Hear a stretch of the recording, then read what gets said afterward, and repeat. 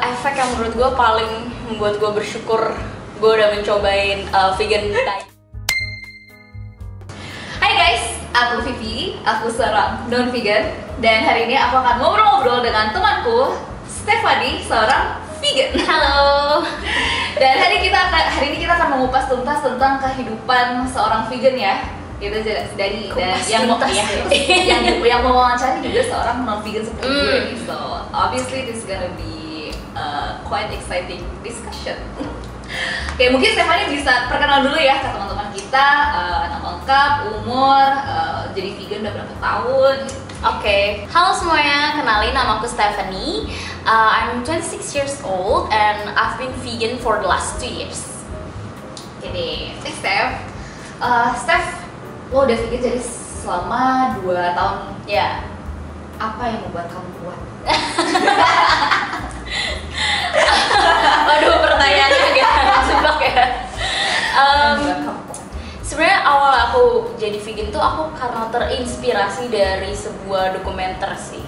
Oh, I see. Namanya The Game Changer. Pernah nonton nggak? Oh, di mana? Di Netflix. Oh, di Netflix. Aku sepertinya bukan target marketnya, jadi aku kayak tidak tahu nih. Apa itu Game Changer? Itu lebih kayak ke dokumenter tentang vegan diet, dimana di situ dia kayak ngejelasin beberapa fakta-fakta yang menurut aku agak very surprising ya. Kayak contohnya di situ dia nge-highlight bahwa consumption of red meat and processed food is considered very carcinogenic. What? Really? Carcinogenic? Ya. Oh, It causes cancer. Ya, Oh. jadi gue juga waktu nonton tuh kayak, hah, masa sih? Oh, Dan kenapa kita masih makan itu sehari-hari gitu? I see. Oh my god, terus setelah lo tahu, oh ini menyebarkan kanker nih, terus gue kayak, tidak, aku tidak mau kanker.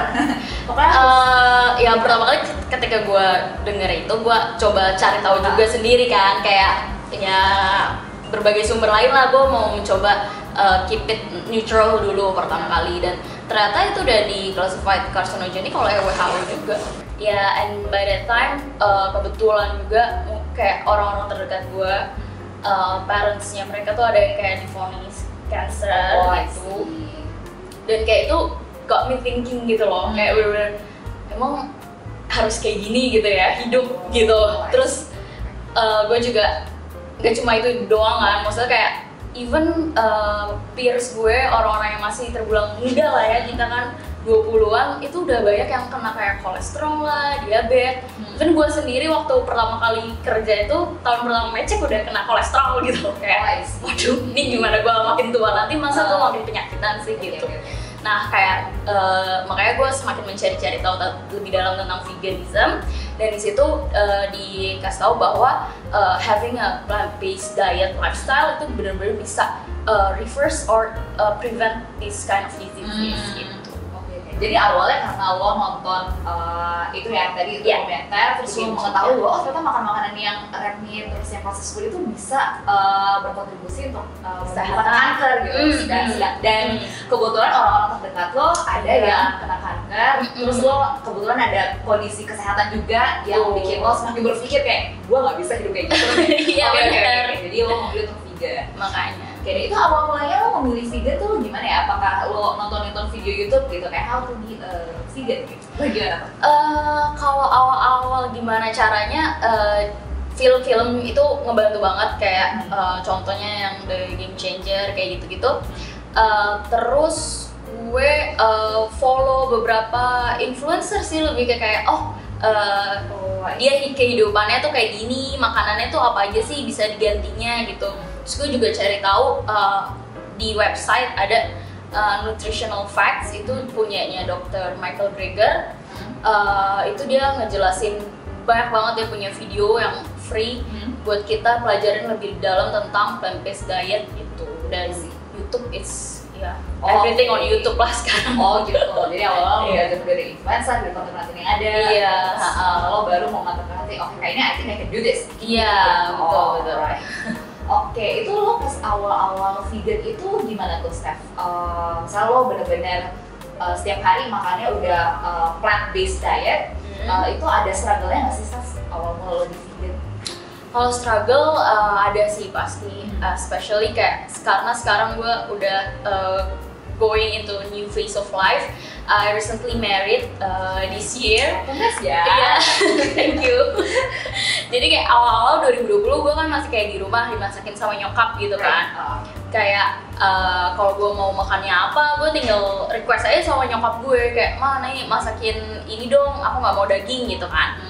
Nah, terus sekarang now that I'm married, gue sekarang harus kayak cari tahu nih gimana sih cara masak yang bagus gitu. Gue sendiri juga awalnya nggak bisa masak gitu kan, jadi gue harus belajar masak dulu. Terus kayak kalau gue masak yang normal-normal aja belum bisa, gimana gue kayak mau masak yang vegan gitu kan. Jadi kayak gue harus mulai lagi dari situ. Dan waktu wedding prep juga tuh sebenarnya gue kayak ikut kayak sama coach sama PT gue gitu kan, buat kayak body recomposition. Nah itu kayak selama 4 bulan gue menjalani yang namanya reverse diet, terus gue in caloric deficit. Nah susah sih jadi vegan ketika lo harus kayak being in a caloric deficit, karena waktu itu being in a caloric deficit kalori, atau nggak, buat kayak nurunin berat badan atau kayak nurunin body fat percentage. Karena goal gue waktu itu untuk kayak lebih have a more toned body gitu kan, buat ya wedding day lah, once in a lifetime kan. Gue mau tampil yang bener-bener kayak the bestnya gitu kan. Nah yaudah gue kayak punya goal kayak gitu, terus gue harus dalam fase kalori defisit. Itu tuh susah banget buat hit daily protein goal gue. Waktu itu gue banget 90 gram per hari, itu gue harus hit itu. Dan itu tuh susah kalau misalkan nggak dibantu sama protein powder. Awal-awal sih gue bisa kayak yaudahlah cobain gitu kan, gue minum protein powder sama kayak protein nabati yang lain kayak tempe gitu-gitu. Nah terus lama-lama tuh kayak makin susah gitu loh untuk ngehitnya, karena satu protein nabati itu ketika lo makan dari legumes atau kayak kacang-kacangan itu juga comes in a high carb gitu loh, jadi dia karbonnya juga tinggi. Sedangkan kalau gue mau in a caloric deficit itu karbonnya juga harus ditekan kan, jadi proteinnya nyampe tapi budget kalori gue udah nggak ada nih gitu ibaratnya, jadi kayak nggak masuk gitulah. Sedangkan kalau gue mau substitute sama protein powder aja, vegan protein powder tuh gue belum nemu yang enak gitu loh sampai sekarang. Jadi kayak I see gitu. Jadi gue sempet balik makan meat lagi waktu itu, tapi sekarang setelah menjalani itu gue nggak ada yang kayak yaudahlah gue nggak mau vegan lagi. Gue sekarang lebih kayak yaudah gue mau balik vegan lagi nih setelah menjalani kesulitan itu gitu. Jadi struggle itu lebih kayak setelah selang beberapa tahun atau bulan menjadi vegan, and then you want to hit a certain body goal lah ya gitu. Tapi kayak lumayan susah nih to hit this body goal with a vegan diet. Jadi oleh karena itu kayak lo kayak rada struggle untuk mencari alternatif apa yang bisa membantu lo untuk hit that body goal. Iya benar, itu agak struggle sih. Tapi kan sekarang udah married ya, udah sold out. Jadi kayak udah lah ya, tinggal maintain. Oke, sekarang balik lagi jadi vegan. Alright, oke, menarik. Lo selama jadi vegan ini kayak ada makanan favorit gitu nggak sih? Oh iya, jelas ada. Jadi kalau misalkan gue kayak masak sendiri, kebetulan suami gue juga suka kayak Indian food gitu. Gue suka bikin lentils curry gitu. Lentils, jenis kacangnya namanya lentil gitu. Jadi kayak di Indian food juga ada tuh lentil curry gitu. Jadi gue tinggal ikutin resep dari YouTube gitu kan, masak itu gue suka juga. Terus gue juga suka bikin kayak vegan gyoza, itu campuran bahan-bahan kayak tahu, terus kayak pakai chickpeas, jamur gitu-gitu macam-macam, tinggal di food processor, terus ya udah masukin jadi gyoza gitu kan. Nah kalau kayak makan di luar, gue juga suka makannya di Burger Greens. Itu favorit gue menunya yang karage spicy mayo sama bibimbap mereka enak banget. Alright, tolong disponsorin dong Burger Greens. Aduh pengen ya. Oke, cool.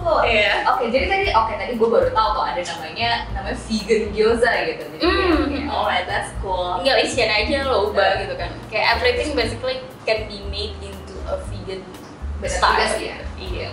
Lo sendiri pernah cobain nggak makanan vegan gitu di Vegan restoran? itu sebenarnya gue pernah, jadi ya gue pernah lah pergi ke restoran apa namanya, restoran vegan lah ya. Iya.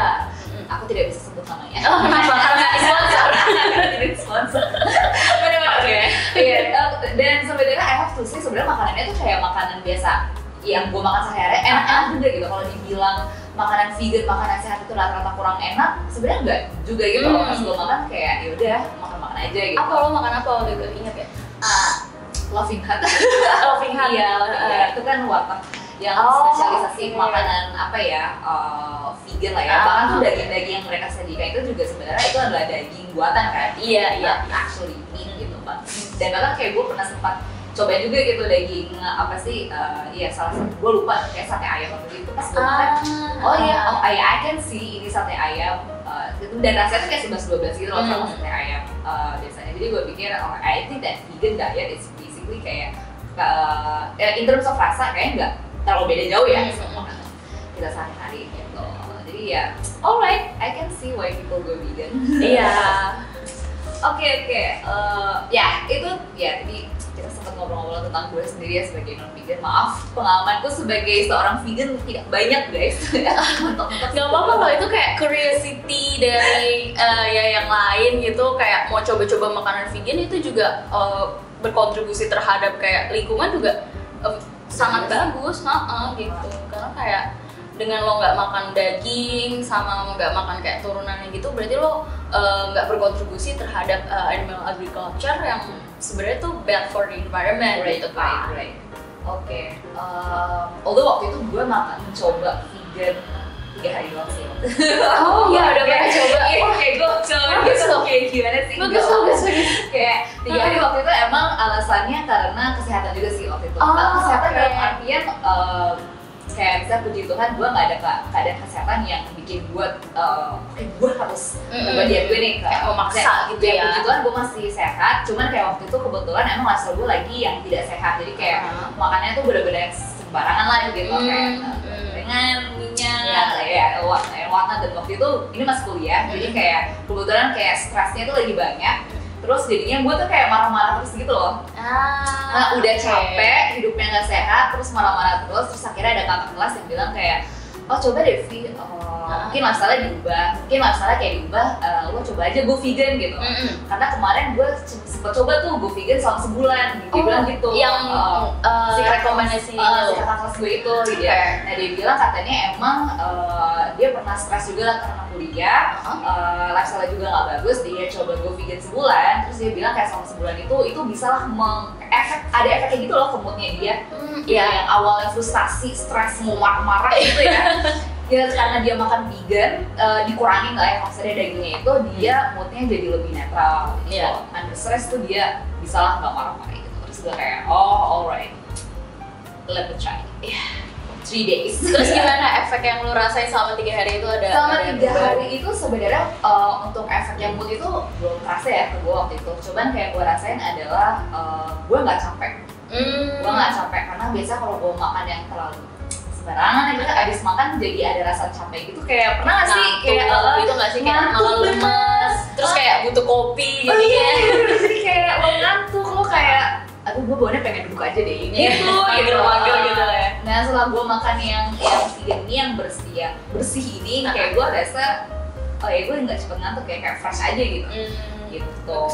Cuman ya gitu guys. Belum kuat hebat lo ya bisa mencoba 3 hari sih ya, tapi ya sudah nggak apa-apa ya. Semoga kalian abis nonton ini jadi terinspirasi ya untuk siapa tahu ya go vegan.